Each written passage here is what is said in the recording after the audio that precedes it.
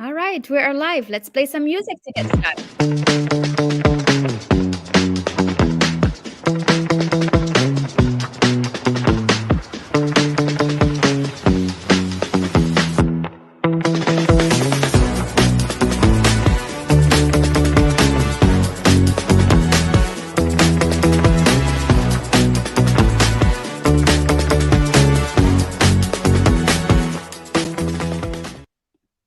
All right, welcome everyone to a new episode of the Women's Empowerment Series. These series are for women, inviting incredible female leaders from around the world, from different places, different backgrounds. But what they have in common is really an inspiring story, a drive to make an impact, and a drive to make change. And I'm so delighted and honored to have you, Alice Kingsnorth. Welcome, Alice. Thank you so much for inviting me. Honestly, I've been so excited to chat to you. So thank Me you. too. And I'm so happy we're able to connect. You are in Peru today. Yes, Oh, you live in Peru? Yes, I do. So I moved here in beginning of March. Uh-huh. A whole new chapter for me, which is really, How really is it like to be in Peru? very different to London. So I'm sure. I think like a bit warmer. Is it warmer? So warmer. They don't really have a winter here, so that's really nice. They don't have winter. No. So you don't need to wear a coat and like wool clothes. I think if you see the locals, they think they're cold. For me, it's just quite mild. So whereas obviously in London, I'm used to like quite cold weather. So sometimes I'll just be in a jumper and then they'll be like, "Are you not cold?" But yeah, no, it's lovely. A lot more relaxed. Amazing food. Yeah, that's right. The culture is amazing. Very colorful, isn't it? Yes. And they are known for their food. I mean, I've traveled around the country, and the country is so different. Have you been to, what is it, Champichicho? The on the top of the mountain? Machu Picchu? Machu Picchu, yes. Yeah, I've been there twice. Really? How does it feel? Yeah. It's very spiritual. Yes, strong it is. Energy, and it's just breathtaking. The first time I went, it was extremely cloudy, and so cloudy actually that we couldn't see anything. So I just had to laugh because I was like, I've come all this way and I can't see anything. But the experience to it. Yeah, exactly. It's very mystical. It is just really incredible. So the clouds eventually passed, and I did see. I went back again, and it was very sunny. So I would recommend visiting as well. That's amazing. So tell us about you, Alice. What do you do? I mean, you're obviously creating your digital company, so you can live anywhere in the world, and that's the beauty of it today, which is incredible. Yeah. So that's something I think I've always craved, just kind of like that location freedom.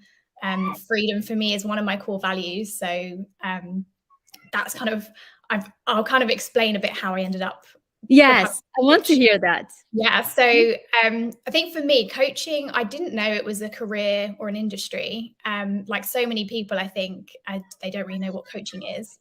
And from university, I was always fascinated about kind of why we do things. I studied criminology, which is pretty much understanding why people commit crime.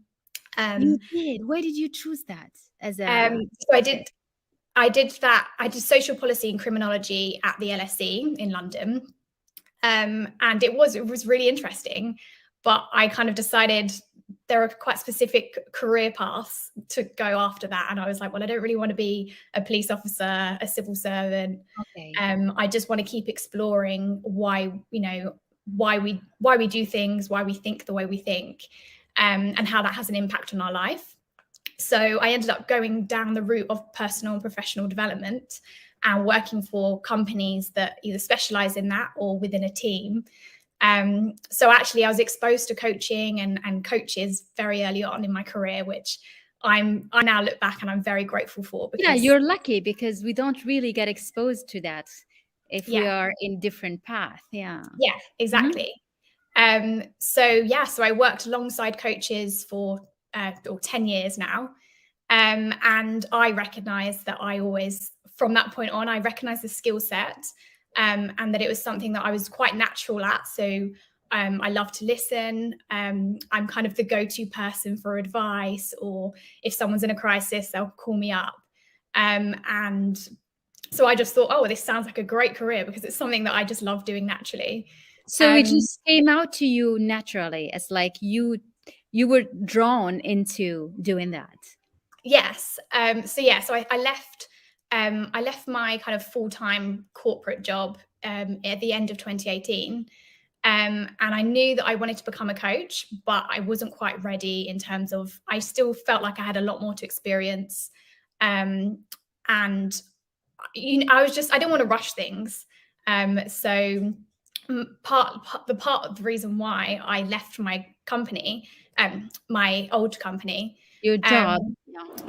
was because I just felt like the whole freedom thing. I did feel like I was hitting all the milestones of, I want to become the manager, and I became the manager of the team, which was incredible. I wanted to save up and buy a property, and I was just following all of the things that everyone else tells you to do. Typical, like just Yeah, very predictable, very typical. yeah, and I became the manager, and it felt good for about 5 minutes, and then I was stressed and overwhelmed again. And I was just like, oh, I've Were been you working. stressed and overwhelmed by the job and the responsibility, or because you wanted another goal again? Yeah, I think it was. I don't think it matters what the job was. I was putting so much pressure on myself, Yes. really focusing on, like, I need to work hard. I need to achieve this milestone. And I was ignoring all of the kind of the signs that my body and my mind was telling me to slow down, stop, ask for help, put in some boundaries, because I didn't have any boundaries. I would just take on everything and anything for everyone. Mhm. So I don't think it was, I loved what I did as a job. But ultimately I was suffering in that I was having like anxiety attacks. I was recognizing that I was like suffering with my memory loss. And I started to think that there was something wrong with me or my brain. And I was experiencing, obviously, overwhelm, restless legs as well. Like, the amount of tension was in my body and my legs Of course, yes, that was stopping because me you from need sleeping at that. night.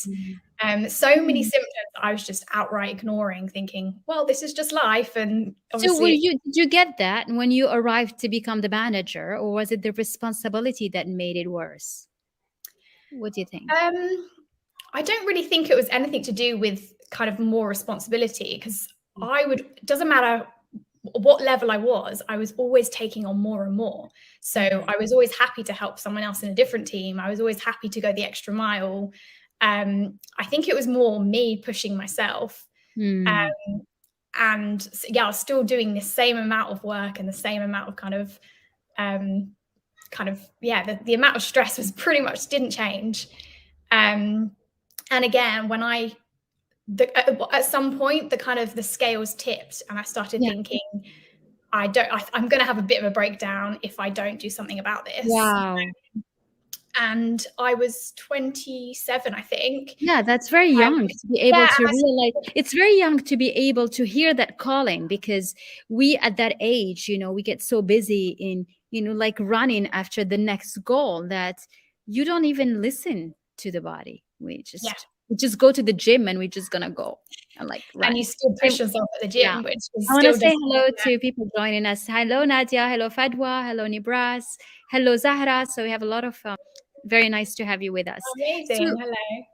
Hello. I think, I mean, what you're saying is really describing everyone, every woman in the executive world. And I think even men, really. It's Yeah. like, Yeah, I'd say this definitely applies to both.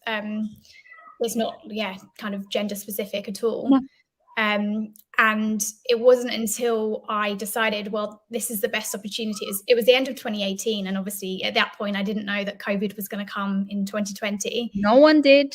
Yeah. So I thought, well, I want to travel the world more. Like, I absolutely love travel.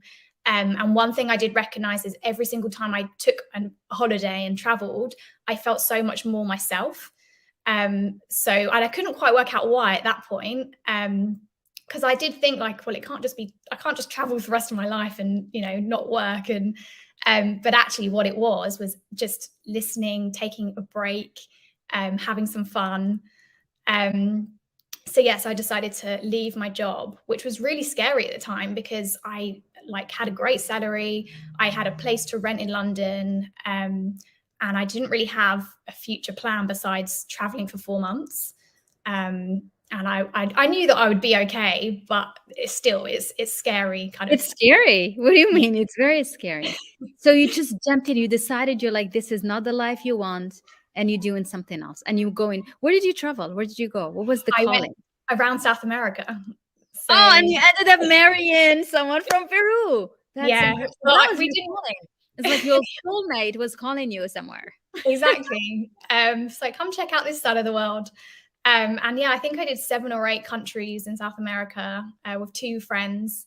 And yeah, we just had the time of our life. It was amazing. But it actually took me a long time while traveling to get out of so what I now recognize that I was in survival mode. And I had been in survival mode for years. It had been building and getting worse and worse. So actually, while I was traveling, I was still struggling to eat and digest food. I was still obviously going out and partying and drinking, and which wasn't helping. So even though I had a lot of fun, I was still in that survival mode. And it's taken me up until today, so kind of 4.5 years later, to really recognize and shift so many kind of habits and mindsets and beliefs to get myself out of this survival mode. To start taking care of yourself and of your body, really. Yeah. And also, I think what I didn't know at the time was when you're in survival mode, the non-essential kind of functions in your brain are naturally shut down because you need to focus on surviving. And as a result, no wonder you don't feel like yourself. No wonder your body's not healing because it's not sending any energy to heal. It's just fight or flight kind of mode. Yeah, no wonder I was very emotionally numb. Like I was not in touch with my emotions. I think if you asked me how I was, I would just say, yeah, I'm great, I'm fine. Just because I wasn't really aware of what I had buried. So it's taken me a couple of years once I've kind of stepped out of the fast pace kind of office life. And as a result, I went down the kind of entrepreneurial route, which again was a huge risk because I just decided to become an editor and a writer at the time based on the skills that I had, purely to make money online. So that I didn't have to go back into the survival mode, which I was so desperate to stay away from. But this is interesting saying that. So when you left your job because you didn't like it anymore, was it so that you can have 4 months of travel and you go back and find another job? Or was it that you were going to become an entrepreneur? I think deep down, I wanted the freedom. So I think I was going to test it. And in my head, I was like, well, if it doesn't work, I'll just run straight back to a safety. You always have something as a backup to lean on. Yeah. Yeah. But I actually didn't have a backup because then COVID hit. So I traveled, I ended up traveling for 1 year, which during COVID? No. So 2019, I traveled for the whole of that year. I used all of my savings. So everything that I'd been saving for a house or a flat, I was just like, you know what? I'm not bothered right now. I'd rather just live my life and just enjoy it. And I'll deal with that later. That's for sure. So yeah, so that's very bold. I think that's something that, makes you so unique in being able to actually take the risk and just go and do it. Yeah. And then you came back to London. Yeah. So then I came back to London literally a month before lockdown. So mid-February, and then by mid-March, I was actually looking for jobs online because at this point I was doing some kind of freelance work online, but it wasn't really earning me much. And I just moved back into London and agreed to 6 months of rent. So I was like, right, now I need to find like a couple of £1,000 now. Yeah. And COVID happened and I was like, oh, I don't think anyone's really going to be thinking about hiring because everyone's thinking about saving and locking about down. Surviving this thing that no one understands. Yeah. Yeah. So then and you know what, it gave me the motivation to do what I really wanted. So I think it gave me that like nudge to be like, no, you're gonna follow the path that you know you really want.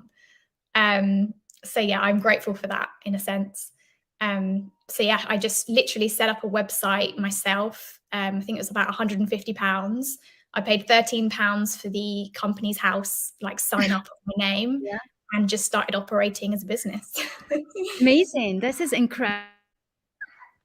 And you started operating as an editor or as a copywriter, or what is it? Yeah. So I was doing editing and writing. I mean, I was using my LinkedIn network, which was amazing because I guess I'd built this network over my career so far, and where I had worked so hard, I guess people trusted that I am a good worker. Of And course. I'm going to take things seriously. So I'm really grateful that I had some clients already kind of say, oh, I'd love some help with this. Can you write some content for my website? So actually I was just kind of using all the resources I already had to get started. That's really nice. And this is how you blossom into what you're doing today. I'm going to read what you have because I love it. The way you have expressed your mission, right? My vision, a world where we all get to be, do, and have what we truly desire so that we can leave a positive impact on Earth for generations to come. I love that. There's a lot of sustainability in it and impact. Can you Yeah. tell more about how you came about really focusing on that and looking at the biggest sphere and the bigger picture as a Yeah. whole? So my actual tagline for my coaching business is live the story you really want to tell. And for me, that's like, if you have a big context for your life, it helps you zoom out and kind of get out of your head a little bit and make those difficult decisions. Because do you really want to look back in 20, 40, 60 years and say, oh, I wish I just was brave enough to leave that job that I wasn't enjoying, or change career, or go for that promotion, or create something? So for me, that was another thing at the back of my head of, is this the story that I really want to tell? And it wasn't. And then as I've started following what I really want to do, I've naturally started realizing that I can be who I want. I can do what I want as a result, and I can have what I want. And the last 4 years have been complete, proof for myself, and then proof of concept for my clients. Yes, of course. That, if it's all about courage, and following what you really desire. So you have a London friend here. Hello. Hi, Lilith. So basically, you trusted your intuition. That's what you did, Alice. Yes. And we don't listen to our intuition often. And I think No. when something told you, let's travel the world, you just did that, right? Yeah. And I actually remember, I remember feeling it in my body. So I remember writing an email to my director and just saying, like, I was sad to leave the company, and I just said, look, I actually am going to decide to just leave and hand my notice in. I'm going to go traveling. And I remember hitting send on that email, and I knew that was going to be quite, upsetting for the team, because I was quite integral to the kind of and important. You had a role that you played well. And I just remember the relief that went through my body was, I'll never forget it. It was like, you were not scared. You're not like, what about if I regret? What about if I change my mind? No, 100% my body knew that it was the right decision. Wow. I just had to get my mind on board. So for me, that was the confirmation that I was like, this is definitely the right decision. Doesn't matter what happens next. And I booked my ticket to Rio de Janeiro for New Year's Eve. So there was no going back. So I was like, well, I've got the flight. Oh my God. This is incredible, because your story reminds me of, my path is different, but I was at the World Bank in Washington, and I was around your age when you were traveling. And, the beauty of working on development, everything is about traveling. So it was like embedded in the work. So it's like, if you get bored and you are at the office and you just like too bored, there is a mission coming up. And the nice thing is, because I was a young professional, so we get to choose the department that we can start with. And I chose Latin America because I wanted to travel. Oh, amazing. Yeah. So that was my first thing. When I found myself, I was 25 years old, and I found myself in Brazil for 5 weeks. And I'm like, how can you just send someone who's like that young, knowing nothing, and traveling? It's true. Yeah, I think I've traveled since. So my first trip was when I was 17, and that was through kind of a school organized trip. And I went to Borneo. And for me, that opened my eyes, because we slept in hammocks in the jungle. We slept on the floor. Oh my God. Yeah, we slept on the floor in the middle of a little bit more than I did. No, I didn't go that far. So that was my first experience of kind of getting out of my comfort zone. Oh, big time. Yeah. And then that kind of through uni, all my friends were doing work experience in the summer, and I just Yeah. couldn't think of anything worse. I was like, I don't want to sit in an office.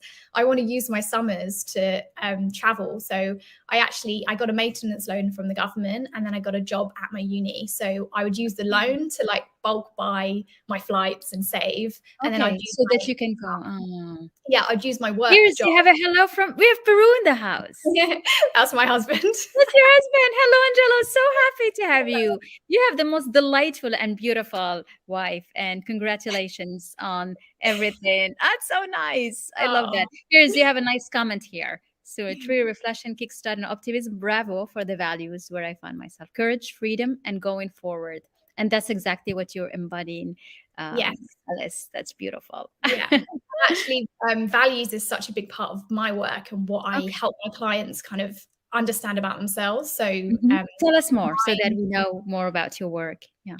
yeah, so the core values are kind of your inner guiding compass. And I think so many people just don't even stop and ask themselves what their core values might be. That's true. And what I've realized is that every decision you make, if you bring it back to your core values, that decision is so much easier because you're in line with what you really want. So again, I obviously freedom was a big one. Courage is another one of mine. Respect, that's something that I've always just carried in every kind of sense. When you talk about respect, is it respect for others or respect for yourself? It's both. So both. yeah, so I think I've always had this natural, I mean, I'm not perfect and there's obviously times where I've had to learn, but I've always had more of a natural way of, no matter what I'm being faced with, I kind of have this kind of self-control where I'm like, be respectful for myself, be respectful to the other person. And I think it just kind of carries out through all my work. And I think you represent what it means, respect for yourself, because the very fact that you were able to listen to yourself and say, you know what, I'm going to travel, and you respected yourself by taking the decision. And you said it. I mean, you said how you needed to work with your mind so that your mind will follow your body, right? Yeah. And that's what respect is, which Yeah. we don't do often. Yeah. Yeah. And also another thing was boundaries. So I've been building up my boundaries over the past few years, because that's another way of respecting your time, your space, getting other people to respect you, because they need to know, kind of where your boundaries stop. That's right. Yeah. And again, the word boundaries wasn't even in my kind of like vision at all until probably about 2 years ago. So again, sounds quite obvious and it makes a lot of sense. But I think until this is kind of brought to your awareness, you don't realize, like in the office, I was just saying yes to absolutely everything. We don't all do. We always Yeah. say yes and yes and yes. Yeah. Yeah. And then you just drown in work. Yeah. And then you start feeling everything in that something is wrong. And what's wrong is just that you didn't put the boundaries.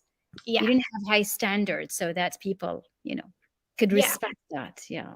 So And the high standard is exactly respecting yourself. That's what it is. Yeah. Yeah. So it's all connected. Yeah. And then my other value is personal growth, which again, so let's have them again. So you said you said freedom, courage, respect, and personal growth. And personal growth. How is personal growth a value? So again, it kind of goes back to my interest of why people do what we do and learning to be a better person. So even when you go back to my studies in criminology, is kind of understanding, why people commit crime and how they can kind of grow and change and learn from their experience, and they can, even leave prison in a much better shape if they choose. So that's kind of where the original kind of my value kind of started from. And then as I've worked in professional development, I absolutely love learning. I've always signed up to courses, management trainings. I can't get enough of just like advancing my own understanding and development. So for me, it's just, I'm always going to be learning and sharing my insights with you guys. We have one comment here that I want to share. So respect ourselves is believing in ourselves and be aligned to our values. Yeah, I love that. Thank you. Yeah. Yeah. So this is really nice. And you said it very well. I think it's, the personal growth and personal development has to be embedded in us, because more we understand that, more we appreciate ourselves more. Like we're not, I'm not good enough. I haven't done this enough. I just need more. So we become more grateful and appreciative and proud of every step we do. And Yeah, you need to have that in your core values, so that in case you forget, oh, wait, I'm actually always in growth, I'm always getting better, I'm always improving. And when you yeah, feel that, then you're nicer to yourself. yeah. You have more compassion for yourself because you are learning. And I think it also helps.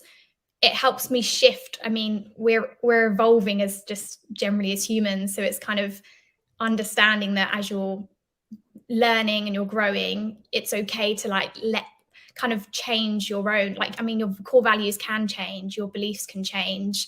Who I was when I was a teenager is completely different to who I am now. And I think that helps kind of shift your identity, because we can get stuck on the identity of who we were in our 20s.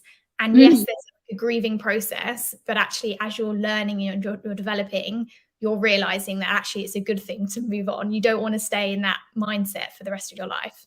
And you know what I'm very impressed with, that you are so aware and connected with these values and understanding at an early age, right? You're like early 30s, you're like 31, like Yeah, a baby in this industry, because we all have more years and more maturity. And no one came to tell us, you actually can be more in charge of you, because you can focus on what you really believe in, your values, and what you really want. yeah, We thought we we get to learn that with the experience and the wisdom and the lessons from difficult experiences and setbacks. yeah, But when you're able to jump into that very early, I'm sure that you're going to be so doing so much impact in you and your life, in with your children, but also and everybody around you. And that's yeah. amazing. Yeah, I Yeah. think the main message is that you have it, we all have our own kind of personal power to make that choice. And actually staying where you are is a choice, as much as moving out and changing your environment or changing something about yourself or your, career. So I think that's kind of the main message, that it's like within our power, which I just love, because no one can take that away from you. Yeah, no, exactly. I love that. And what you need is courage to be able to do that. Yeah. Yeah. You do. It's always worth it. So I've never regretted any of the decisions I've made. So it's Oh, I'm sure you didn't. We never do. That's the interesting part of it all, is that the moment you step out of what feels like the comfort zone is the moment you're ready and open to something marvelous to come. But that space between the two is where everything becomes really hard. So you need to yeah, just be able to keep the void, eat the fear, and just like grab the courage, and like I can do it. Yeah. yeah. And really, if you want to create a different reality, you need to start thinking differently and behaving differently. Otherwise, if you stay in that same programmed loop, you're going to create the same reality. And Mm. that's really what it comes down to. So, That's amazing. We have one more comment I want to pull up. It's in French, but that's okay. It's oh, like amazing. about freedom and courage. They are two nice combined together. Yeah, it's like freedom. What did you mean with freedom? Because we touched on the other values. What is the essential of freedom for you? I think it's kind of freedom to be who I am, freedom of self-expression, and again, there's so much conditioning as naturally as you're brought up. You follow your parents' rules, society's rules, schools' rules, and you actually become so kind of a bit of a shell of yourself. So it was breaking free for me. Like I remember having this vision in my head of feeling like I was a bird trapped in a cage. Oh, Yet wow. like it was just a complete kind of an illusion, because I wasn't physically trapped, no one was holding me down. And again, I had to kind of get my mind on board to get myself out of that illusion and realize I have the power to make the decisions. And it does take courage, and I think that's probably what we need more of, or helping people pluck up that courage. That's a beautiful image, and I think one of the books that really had a big impact on me is the one by Maya Angelou, which is "I Know Why the Caged Bird Sings." Wow. And this is what it is. It's like when you're able to decide on your own and to let anything that is invisible, because it's all invisible, uh, suffocate you, cage you, and feel like you can't decide. It's all up to you. Yeah. It's beautiful. Well, thank you so much, Alice. This has delightful. Would you like to say one last word before we wrap up today? Well, thank you for joining us today. I've absolutely Yes. loved this. Mhm. And yeah, I'm just looking forward to kind of seeing where my coaching career goes from here now, because this is kind of now I've had more space and time to break free and focus on me. Oh, there will be so many young women Others do and the young same. everyone who's gonna looking up to you. So you have so many, and I'm sure even people watching us, who are saying, "Why not? Why not? What do I need? What do I need to do?" Yeah. So that's amazing. Well, thank you so much. This was delightful. Thank you everyone for joining us. Thank you everybody. Tammy, Zahara, Reem, Marianne, Angela is still with us, and thank you, Alice. This was delightful. Thank you so Bye. much. I'll speak to you And I'll see soon. you soon.